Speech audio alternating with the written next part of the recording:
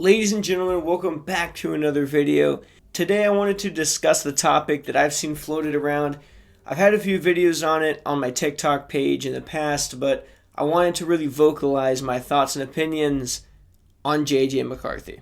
Now, as a lifelong Vikings fan, I've been fiending for the team to draft a quarterback and to develop him my entire life.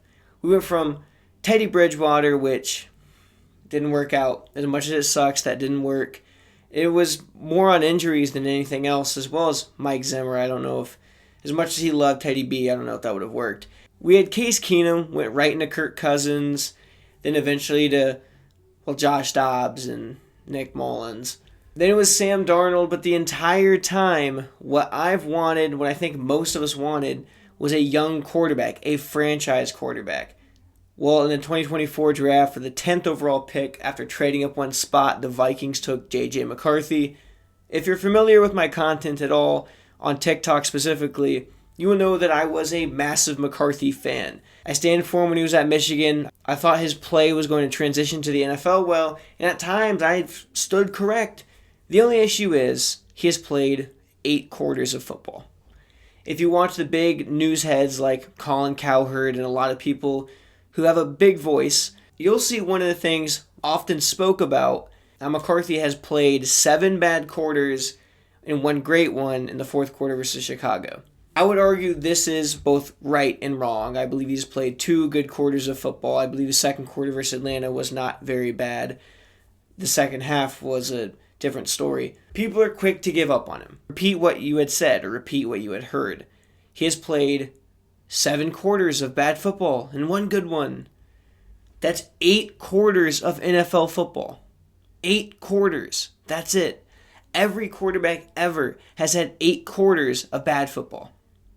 Everyone. There's not a single person who's played the sport of football who's excused of doing this.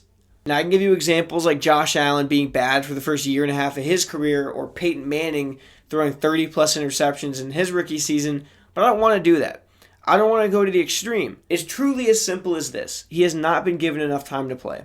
And when he was playing, he was missing Jordan Addison, who is consensusly one of the better receiver 2s in the league. Christian Darrisaw, one of the best left tackles in the NFL. And that's not to mention that during that Atlanta game, he also lost Ryan Kelly, who is now questionable to return on the season. I know he's on IR. He'll miss at least the next 4 games. I wouldn't bet on him coming back at all. He's had 5 concussions in the NFL now that have been reported. That's 2 this season as well, so I wouldn't bet Ryan Kelly will return. McCarthy was playing without a lot of the first-team offense. The thing that most Vikings fans and news media alike praised this team for doing was setting him up for success with the offense and the team built around him. But when you're missing a lot of those pieces, it's hard to take 8 quarters of NFL football and say, yeah, well, that's the final product. Oh, this is without mentioning that McCarthy was also injured during that Atlanta game. He had tweaked his ankle. This has now kept him out for a month, and it might even keep him out of the Philadelphia game this Sunday. And I would assume if he doesn't play against Philadelphia, he most likely does not start versus the Chargers on Thursday Night Football either, so look for a November 2nd versus Detroit return if he does not play these next 2 games. Now, week 1 versus Chicago was an interesting case. He had played slow. It looked like he had really tried to get to the speed of NFL football, which is expected for a guy who had never played an NFL game before. Of course, you can't ignore the fact that he was injured for his entire rookie season, but you can't change that. It's not on him. It's not his fault either. It is definitely a net negative.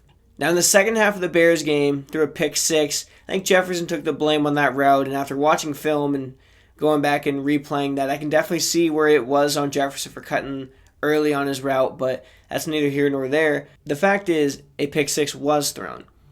Now, that would be terrible. A lot of people on Twitter, Reddit, and anywhere you checked during that game were swearing up and down that it was over, that we had waited this long for nothing, and that McCarthy was terrible. Of course, the fourth quarter of that game begins, and McCarthy comes back. The Vikings end up being up by 10 before a late-game touchdown from Rome Odunze, and this game would end up being a victory for Minnesota. McCarthy would set and tie a record for being one of 2 players since the merger to account for 3 touchdowns in the fourth quarter of their NFL debut, the other being Hall of Famer Steve Young. He's also the only player to ever do it on the road. And then you get to week 2 versus Atlanta. I thought he was going to be sharper. I thought the offense was going to perform better. I think a lot of people assumed it would be a better product than it was week one, and it wasn't.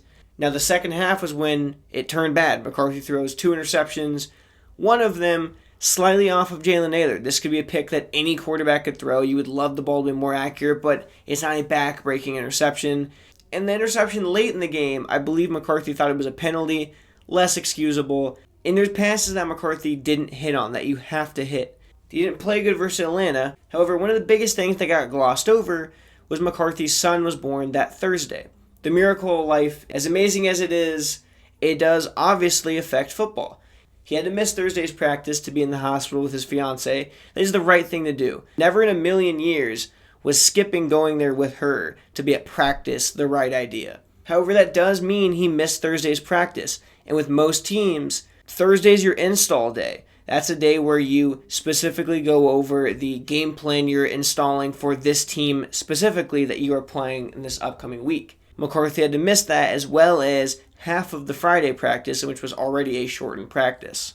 When all these things combine, missing install, getting injured in the second half, plus the mental weight of being in your second game ever with a freshly born son, it's not shocking that McCarthy didn't perform the greatest in that week 2 game. Not to mention Atlanta is a better defense than some people apparently want to give them credit for. On the top corner of the screen, I'll add a graphic with every quarterback's statistical performance versus Atlanta this week. You'll notice there's 2 people who pop off as being bad performances, those being J.J McCarthy, which had all the reasons I have previously mentioned on top of it being his second start ever, and Josh Allen. Atlanta's defense is really, really good. It is. It truly is. And that offense, when they can get going, is really, really good. This was apparent when they beat the Bills by 10 points, and the Bills are a perennial Super Bowl contender. They made the Bills' offense look terrible. So if this team can make Josh Allen, who I think everybody agrees is one of, if not the best quarterbacks in the league, look unplayable for a night, who's to say it's impossible for the guy making his second start ever to put up a bad performance? It's obviously way too early to crown McCarthy as the Vikings franchise quarterback. But it's also way too early to say that it was a bust, a whiff of a pick, or they should have went with Bo Nix. This roster, barring health, is one of the best in the league.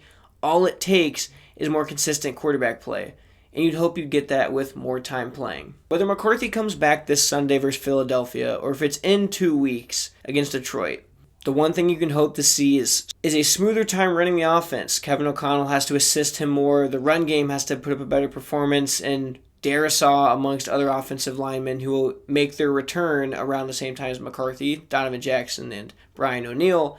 This should be a different offense, a better offense, a more unpredictable offense in a good way.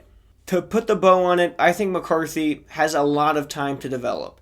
Although I've been writing for J.J. McCarthy to succeed for close to 2.5 years now, from a football perspective, not letting my bias as a Vikings fan or my opinion as somebody who suffers from McCarthyism blind me, from a football perspective, you have to give them time. Every player, every quarterback deserves time. 2 games are not enough to write somebody off, and some decent play out of Carson Wentz does not help the case towards tossing McCarthy to the side. You just got to be patient. We have one of the best offensive rosters on paper and an elite defense to go along with it, and one of the best coaching staffs in the NFL. All it takes is more time and more snaps out of J.J. McCarthy to smooth things out, and I'm confident that we can turn this thing around, and we're 3-2. It's not like we're the 0-6 Jets right now. Hey, if you enjoyed this video and want to see more content like this, make sure to like and most importantly, subscribe to the channel, and as always, have a wonderful day.